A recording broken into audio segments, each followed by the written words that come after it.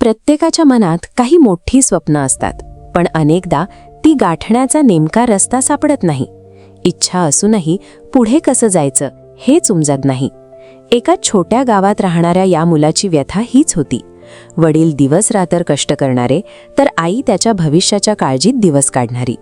त्याच्याकडून असलेल्या अपेक्षांचं ओझं मोठं होतं, पण परिस्थिती बदलण्याऐवजी तो शिक्षणात मागे पडत गेला. शाळेच्या परीक्षेत यश मिळालं नाही आणि नोकरीसाठी दिलेली प्रत्येक मुलाखत नकारावर येऊन संपली. जेव्हा अपयश वारंवार समोर येतं, तेव्हा माणूस केवळ संधी गमावत नाही, तर स्वतःच्याच क्षमतांवरचा विश्वास गमावू लागतो. त्याच्या जगण्याची कक्षा हळूहळू आकुंचन पावत जाते. त्याचा हा अंतर्गत संघर्ष केवळ त्याच्यापुरता मर्यादित राहत नाही, त्याच्या अगतिकतेचा ताण घरातल्या वातावरणावरही स्पष्टपणे दिसू लागतो. एके दिवशी वडिलांनी विचारलेला तो एकच प्रश्न त्याला सुन्न करून गेला: आता पुढे काय करणार? ही अगतिकता शारीरिक थकव्यापेक्षा मोठी असते.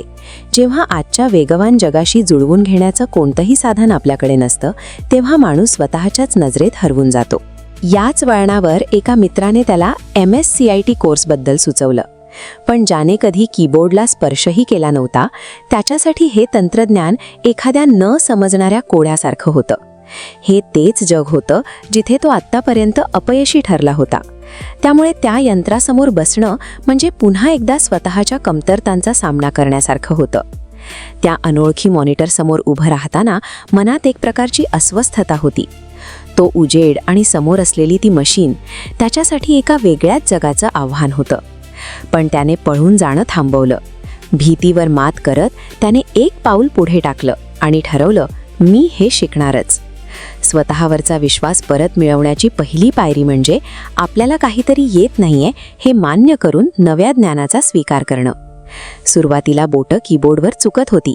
प्रत्येक हालचालीत थोडा गोंधळ आणि खूप सराव होता. पण लवकरच तेच हात कीबोर्डवर आत्मविश्वासाने चालू लागले. क्लिक करण्यापासून ते इंटरनेटच्या माध्यमातून माहिती शोधण्यापर्यंतचा प्रवास सुरू झाला.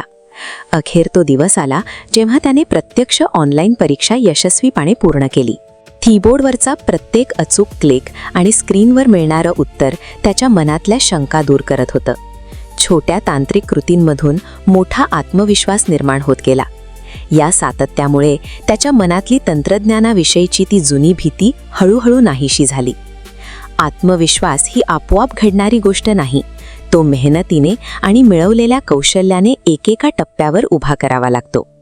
या नवीन कौशल्याच्या जोरावर त्याला नोकरी मिळाली. हे केवळ नोकरी मिळवणं नव्हतं, तर स्वतःला सिद्ध करणं होतं. प्रवासाचा सर्वात मोठा आनंद तेव्हा मिळाला जेव्हा त्याने आपल्या पहिल्या पगाराचे पैसे पालकांच्या हातात ठेवले. आईच्या डोळ्यांत आता काळजी नव्हती, तर समाधान होतं आणि वडिलांच्या शांत चेहऱ्यावर मुलाविषयीचा तो अभिमान स्पष्ट जाणवत होता. तो आता दिशाहीन नव्हता, त्याने स्वतःच्या हातांनी स्वतःचं भविष्य घडवलं होतं. ज्या मर्यादांनी त्याला आधी रोखून धरलं होतं त्या आता नष्ट झाल्या होत्या आणि त्याच्या क्षमता थेट आजच्या संधींशी जोडल्या गेल्या. या प्रवासात त्यांनी केवळ तांत्रिक कौशल्य मिळवलं नाही, तर स्वतःचा हरवलेला सन्मानही परत मिळवला.